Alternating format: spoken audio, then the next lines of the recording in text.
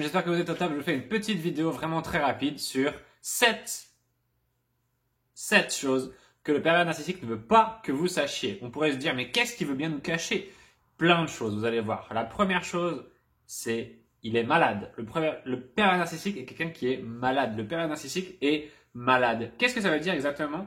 Ça veut dire que dans sa tête, entre ses deux oreilles, dans son cerveau, il y a un problème. Il y a une mauvaise construction de sa personnalité. Il n'a pas pu se développer jusqu'au bout. L'intérieur de son esprit est atrophié. Ça veut dire quoi? Ça veut dire qu'il a un problème et il essaye de le cacher en le projetant sur les autres. Il essaye de dire toujours à l'autre, qui est vous, que vous avez un problème, que vous ne réfléchissez pas de la bonne manière, que vous n'êtes pas comme il le faudrait. Alors qu'en fait, c'est le problème qu'il a à l'intérieur de lui qu'il ne supporte pas. Et comme il ne supporte pas ce problème, cette maladie à l'intérieur de lui, eh bien, il la projette sur les autres. Il dit aux autres que ce sont eux les porteurs de ce problème, alors que c'est lui le porteur du problème. Donc ça, c'est le premier truc que pervers narcissique veut vous cacher.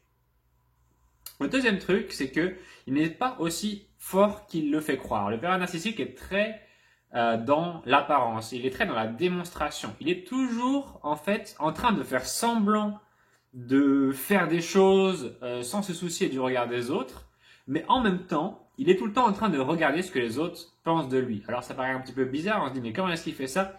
Eh bien, il est toujours à guetter votre regard, il est toujours à essayer de sentir la manière dont vous le percevez. Et pourtant, on a l'impression qu'il fait des actions de manière complètement indépendante. On a l'impression qu'il vit sa vie sans réfléchir à ce que vous faites, tout ce que vous pensez, tout ça. Mais en réalité, il a les yeux rivés sur vous. Et si vous le voyez un petit peu moins bien que ce qu'il essaie de paraître, eh bien, ça va l'énerver. Donc ça, c'est le deuxième truc, c'est que il est moins fort que ce qu'il essaie de vous faire croire. Il essaie toujours de se gonfler un petit peu, le pervers narcissique. Si il vous raconte ses histoires, par exemple, je sais pas, il a été courir dimanche dernier, il va vous dire qu'il a fait un marathon. Si, il a réussi quelque chose de bien, il va amplifier les détails. Il va toujours se mettre en avant, il va toujours se mettre sur un piédestal. Mais en réalité, il n'est pas si fort que ça. S'il était si fort que ça, il n'aurait pas besoin de faire en sorte que tout le monde essaye absolument de croire cette chose-là. Enfin, ça se saurait, tout simplement. Troisième point du pervers narcissique, qu'il essaie de pas faire en sorte qu'on voit, mais c'est qu'il est seul. Il essaie de se faire voir de manière un petit peu populaire. Il essaie de vous faire croire que auprès des autres, il a la cote et que il a le soutien des autres. C'est encore une fois quelque chose dans l'apparence, parce que au fond, étant donné qu'il ne peut pas donner à l'autre une grande importance, eh bien, les autres ne vont pas vraiment lui donner de grande importance non plus, en tout cas pas de manière profonde. Les gens vont pouvoir donner du soutien au pervers narcissique ponctuellement, mais de manière profonde, il n'y a pas de lien réel qui se crée entre le pervers narcissique et les gens. D'ailleurs, il n'y a pas vraiment d'amis, le pervers narcissique. Il n'a pas vraiment de gens sur qui il peut compter. Donc, il va donner cette illusion d'être populaire, mais en réalité, c'est une illusion, tout simplement.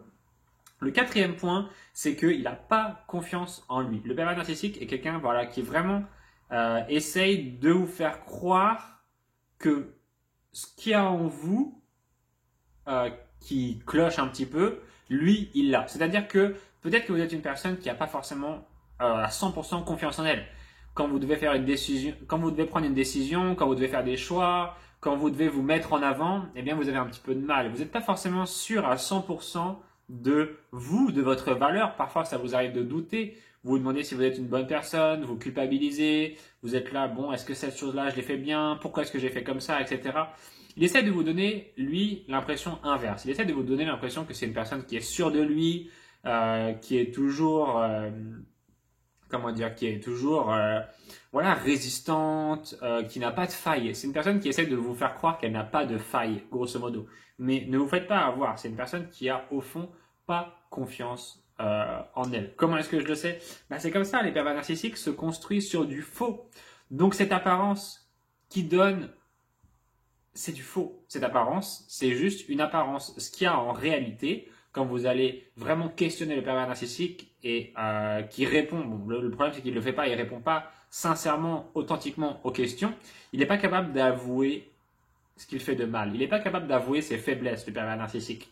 Et ça, en soi, c'est une faiblesse. Quand on n'est pas capable d'avouer nos faiblesses, c'est une faiblesse. Parce qu'une personne normale, une personne bien constituée, pourra dire, bah ça, j'ai pas bien fait, là, je me suis pas bien comporté, là, j'ai fait une erreur. Mais le pervers narcissique en est incapable. Il ne peut pas reconnaître les erreurs qu'il fait parce que ça lui fait trop de mal. Donc, il n'est pas si confiant que ça. Le cinquième point qu'il ne veut pas que vous sachiez, c'est qu'il souffre. Le pervers narcissique est quelqu'un qui a une douleur sans arrêt au fond de son cœur. Il a une douleur qui l'empêche de se connecter à son esprit, ses émotions. En fait, il est un petit peu dans le déni. Voilà, il est dans le déni, en fait, tout simplement. Et il souffre. Parce que quand on est dans le déni comme ça, pendant longtemps, on n'en peut plus. Au bout d'un moment, le pervers narcissique, c'est pour ça qu'il craque de temps à autre. C'est parce qu'il a cette souffrance qu'il porte et qu'il n'arrive pas à faire sortir. Il n'arrive jamais à faire sortir cette douleur, mais en même temps, il ne veut pas se confesser. Il ne veut pas dire quel est son problème. Il veut tout le temps être dans l'apparence de quelqu'un qui a confiance en lui. Donc, bah, s'il prétend tout le temps qu'il n'a pas de problème, jamais il va résoudre son problème. Mais ce qu'il ne veut pas que vous sachiez, c'est qu'il souffre. C'est une personne qui est en souffrance. Parce que ça veut dire qu'il est vulnérable. S'il dit qu'il souffre, ça veut dire qu'il est vulnérable, qu'il est comme les autres, donc il n'est pas supérieur aux autres. Donc toute sa construction pour essayer d'être supérieur aux autres, elle ne sert à rien. Nous, on le sait, que cette construction, elle ne sert à rien, mais lui, il ne sait pas. Il reste absolument dans son personnage. Il ne veut pas en sortir parce que ça voudrait dire, eh bien, être vulnérable, comme tout le monde. Et ça, il ne le veut pas. Le sixième point, c'est que il voudrait être comme vous. Pourquoi est-ce que le pervers narcissique vous a choisi? Parce que vous êtes une personne qui a les qualités que le pervers narcissique voudrait avoir. Vous avez l'empathie, vous avez le fait de sentir le sentiment à l'intérieur de vous, le fait de sentir de l'amour pour les gens, le fait ne serait-ce que juste le fait de ressentir des choses, il peut en être envieux parce que lui, il a pas toute cette richesse intérieure. Il a accès qu'à l'excitation. Il a accès qu'à cette excitation qui est déjà très temporaire, très éphémère, et puis pas l'excitation, c'est pas comme du vrai bonheur, c'est pas comme c'est différent du bonheur et c'est différent du plaisir aussi. L'excitation, c'est juste quelque chose qui nous hype un petit peu. Par exemple, quand vous entendez la bande-annonce de votre film préféré qui va sortir, vous êtes excité, ok? Mais quand vous regardez le film, après, quand il est sorti au cinéma, là, vous êtes content, vous prenez du plaisir. Quand vous regardez la bande-annonce, vous prenez pas vraiment de plaisir. Vous êtes juste en train de vous exciter sur le truc. Et d'ailleurs, les bandes-annonces sont faites de telle manière à ce que ce soit un condensé de choses. Mais la bande-annonce, c'est pas le film. Le vrai film, c'est prendre son temps, c'est des scènes qui sont tristes, des scènes qui sont drôles, des scènes qui sont avec de l'action, etc. Et dites-vous que le pervers narcissique n'a accès qu'aux bandes annonces des choses. Il n'a pas accès au film entier. Et ça, il vous l'envie. Il aimerait bien pouvoir, comme vous, avoir accès aux choses dans la totalité. Ça, c'est le sixième point. Le septième point, c'est que intérieurement, il est pauvre. Le pervers narcissique est pauvre à l'intérieur.